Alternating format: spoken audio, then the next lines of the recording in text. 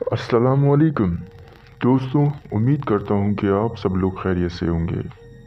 मेरे channel horror world में आप सभी को खुशामदीद कहता हूँ। मेरा नाम है जहांगीर आर और मैं आज आप लोगों के लिए लाया हूँ एक खौफनाक वाक़या जो मुझे भेजा है आसिफ साहब ने, जो नॉर्थ कराची सरजानी टाउन के रिहायशी हैं।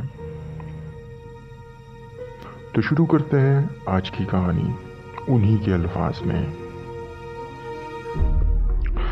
सर्दियों की रात थी और मैं अपने मामू के घर गोली मार आया हुआ था। मेरे बड़े कज़न की शादी थी। बारात की रात हम दुल्हन लेकर घर पहुंचे तो रात 2:30 बजे का वक्त हो चुका था और हम सब कज़न्स ने प्रोग्राम बनाया कि चलो हम बाहर आइसक्रीम खाने चलते हैं। फिर हम सब बाहर निकल गए। हम मामू के घर से लेके तकरीबन एक स्टॉप आगे तक गए थे। वहाँ एक आइसक्रीम की दुकान खुली हुई थी। हमने वहाँ से आइसक्रीम खाई और पैदल ही वहाँ से चल दिए। हम 6 लड़के थे, बातें करते हुए जा रहे थे तो दरमियान में कब्रिस्तान आया। आते हुए कब्रिस्तान नहीं था क्योंकि हम आते हुए दूसरे रास्ते से आए थे।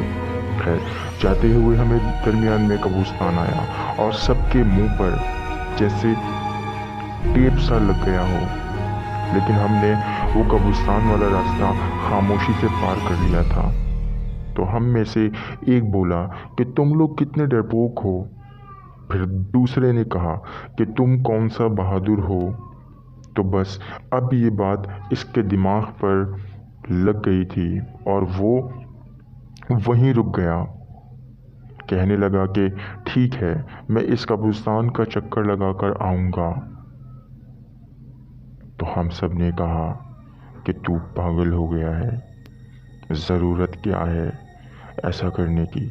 मगर वो तो ज़िद पर ही आ गया था। कहने लगा कि मुझे डरपोक कहा गया है, अब मैं दिखाता हूँ कि मैं डरपोक हूँ या बहादुर।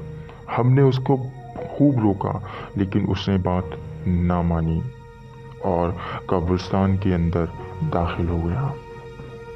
चूँकि हम उसके साथ थे तो जवाबन हमें भी घर पे जवाब देना था।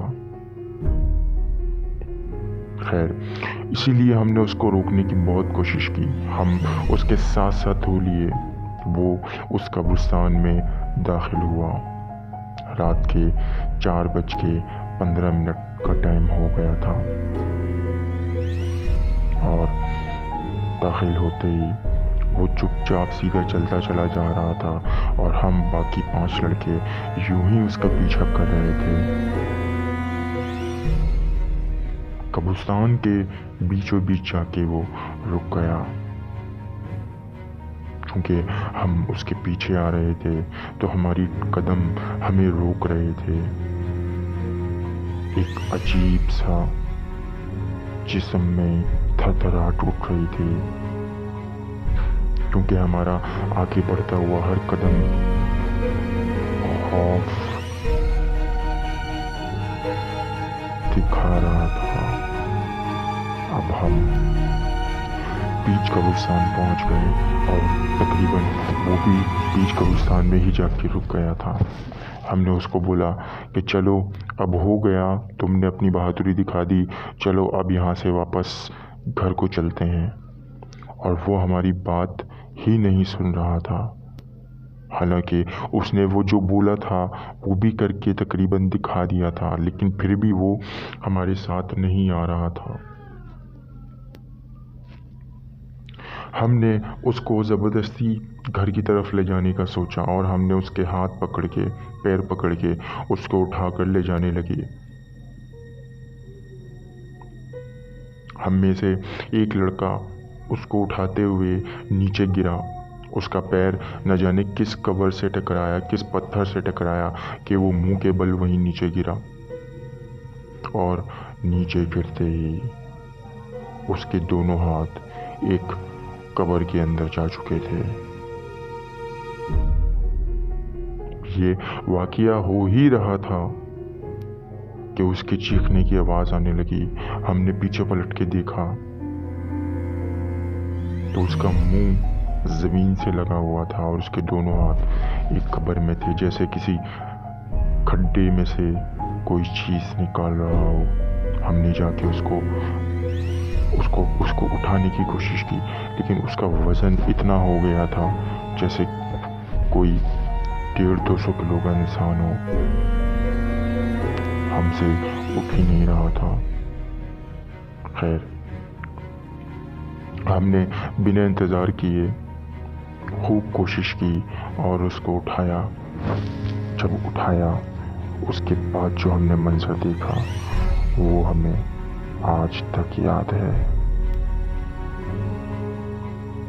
उसके हाथ नीले हुए थे। उसके हाथ तकरीबन नीले हो चुके थे। फिर जब हफ्ते बाद हमने उसकी खैरियत ली, एक हफ्ते बाद, इस वाक़ये के तकरीबन एक हफ्ते बाद जब हमने उसकी खैरियत ली तो पता चला कि उसके हाथ उसी कब्र में किसी ने पकड़ लिए थे और इतनी ज़ोर से पकड़े थे कि उसके हाथ नील से भर गए थे, नीले हो चुके थे।